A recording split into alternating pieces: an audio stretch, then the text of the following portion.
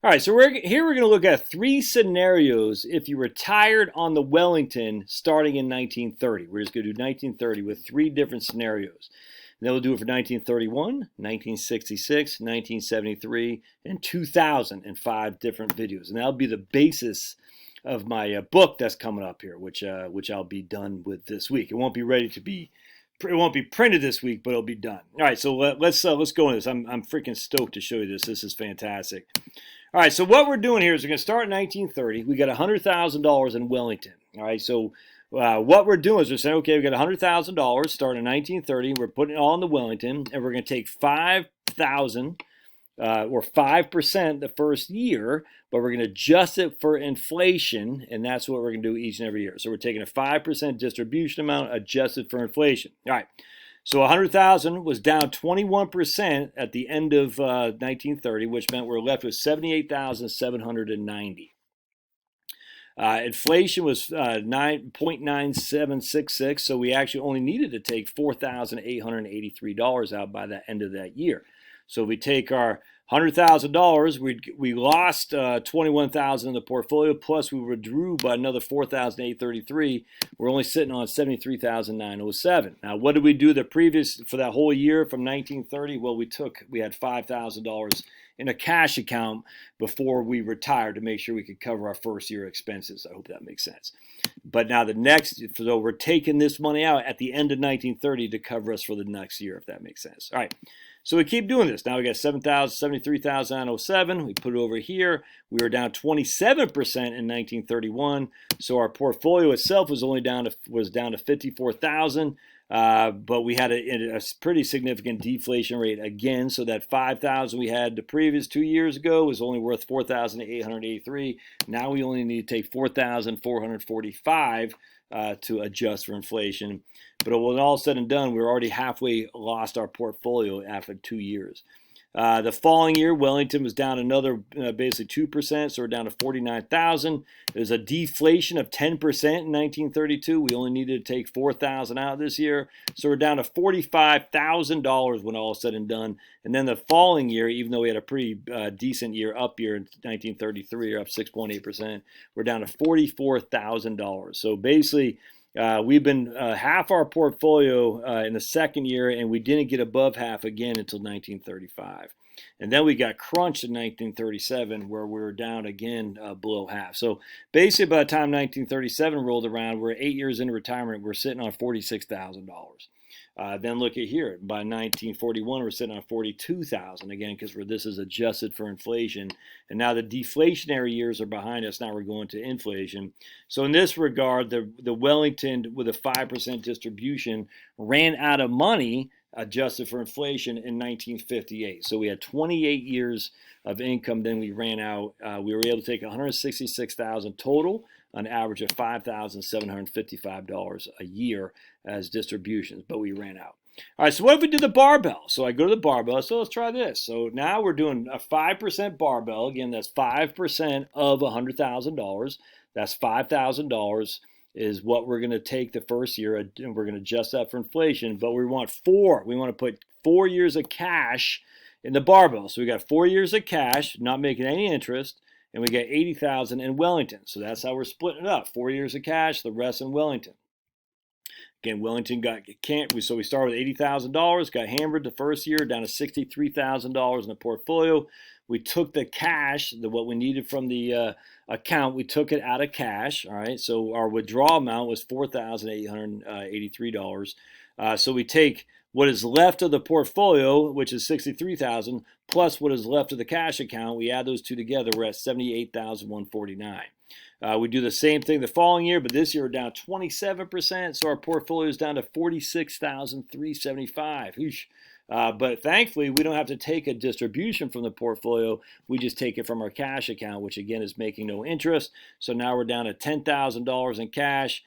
So we have $10,000 plus the $46,000. We have $57,000, which is about $8,000 more than we had when we did the Wellington at 5%. Right here, we had $49,000, I guess $7,000.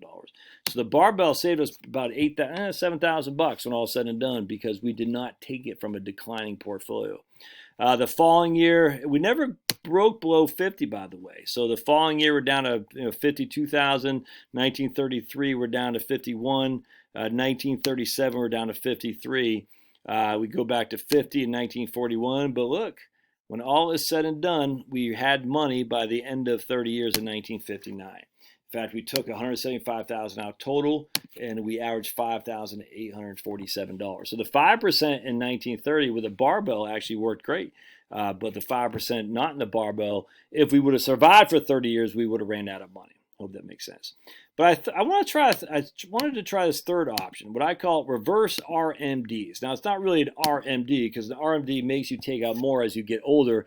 We're actually going to take out less as we get older. So we're going to start with a big amount, and we're going to reduce it each year. Okay, we're not adjusting for inflation or anything. We're adjusting. We're not doing that. We're just saying this is the amount we're going to take out.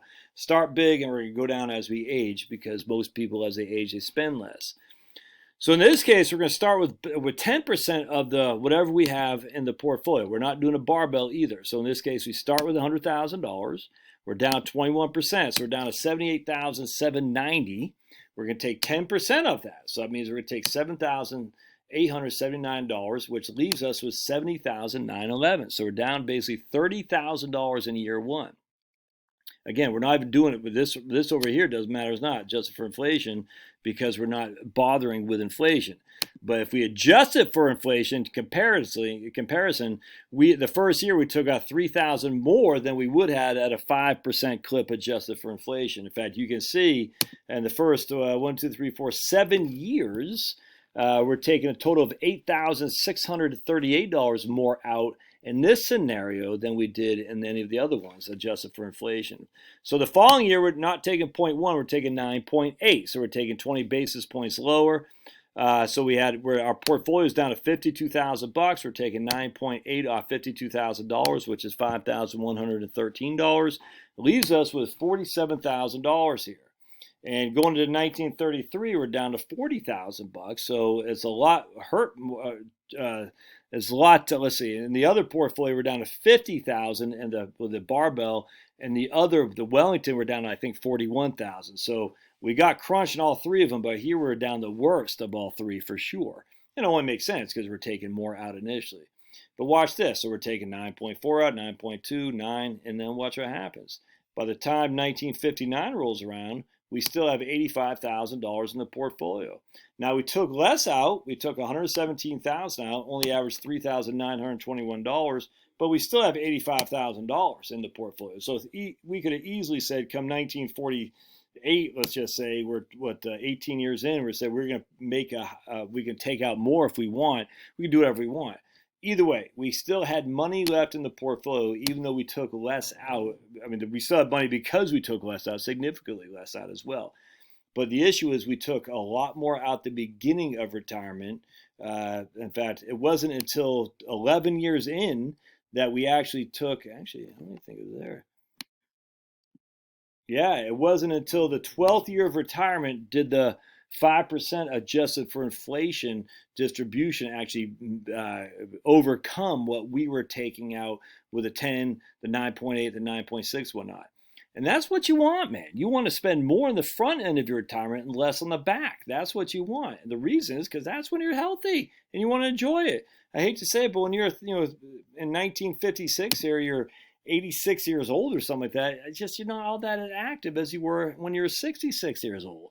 So you want to spend more on the front end and less on the back. And the nice thing about this portfolio is still left you enough where you can say, look, I do need to spend more. I didn't want to, but I have more resources available. Where if you did the 5% distribution, you ran out of money. And if you did the 5% barbell, you still had money, but you're spending more later on down the road where you're probably not needing it as much. Hope this makes sense. So we're going to do this for 1931. We're going to do it with, and I actually even did it with 6. I did it with 0.1. Do I got it here? I did it with 0.12. Yeah, right. 0.08. We did with 0.08. You can see here we took out 155,000, 0.08 with $5,000 a year, but we still had 250,000 in our portfolio, so that's pretty good. I did it with 0.12. Let's see here. Oh wait, that was Now, scratch that was 1931. I think I can do point one. Let's do this. 0.08. Excuse me. Scratch what I just said. 0.08. There we go. That's what I want to do. So we did 0.08. We took out 110,000 total, but we have 162,000 in our portfolio. That's too much. That's not an efficient distribution. We have too much left in our portfolio, and we did not take enough out. If we did 0.12, and again, it's adjusted by 20 basis points each year, we took out 114,000, but we only had how much do we have left in our portfolio? $44,000. So the optimal case here is 0.10. We took enough out to live comfortably, especially in the first 10 years. Even if we had to tighten our belt a little bit in the latter part of retirement, we still had a little bit of money left over too. So we're going to do that for 1931. We're going to do that for 1966. We're going to do that for 1973 and 2000 compared to the barbell at 5%. And then with my book, we even go to 4% and then even 6%. Hope you find this informative. It's pretty good. I'd love to hear your comments. Thanks now.